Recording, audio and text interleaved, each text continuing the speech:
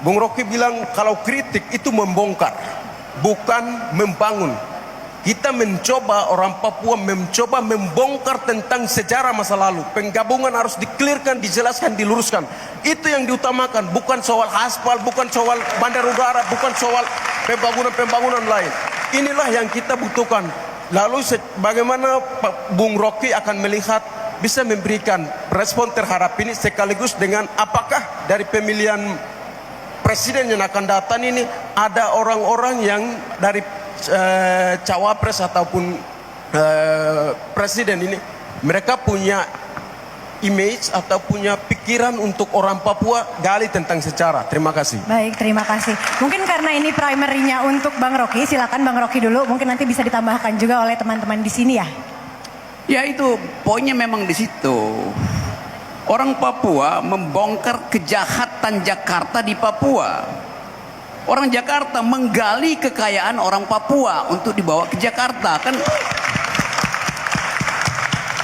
Tapi saya selalu menganggap bahwa hak sejarah orang Papua, bahkan untuk mendefinisikan dirinya sendiri, tidak boleh diintervensi oleh orang. Bahkan Mahfud MD itu dia berbohong. Apa yang dia bilang? 90% itu hasil survei istana yang menganggap orang Papua mau pemekaran tuh. Orang Papua mau ada penghormatan terhadap identitas dia di situ. Orang Papua menginginkan ada proses politik yang memungkinkan dia mengucapkan self determination. Kan itu dijamin oleh humanitarian law. Jadi tetap aja lakukan hal semacam itu. Jadi kalau dianggap bahwa pers asing tidak bisa masuk ke Papua, itu pertanda bahwa Papua itu daerah operasi militer. Kan nggak boleh ada daerah operasi militer di dalam masyarakat yang sekarang demokratis tuh. Tapi saya kira itu pasti bocor kemana-mana tuh. Saya berapa kali ketemu orang Papua sama-sama orang Aceh.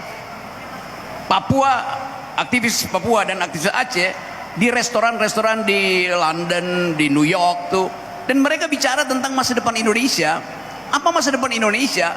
Kalau keadaan sampai sekarang masih soal NKRI harga mati, harga mati itu. Matinya di harga berapa NKRI itu? Itu masalahnya tuh.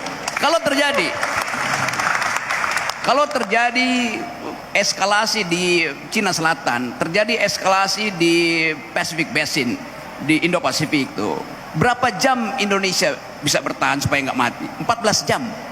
Begitu misalnya armada ke-7 Amerika jepit Indonesia, yang Okinawa turun ke arah Singapura, yang dari Manila naik ke arah Taiwan tuh, dijepit di situ, Indonesia hanya bisa bertahan 14 jam.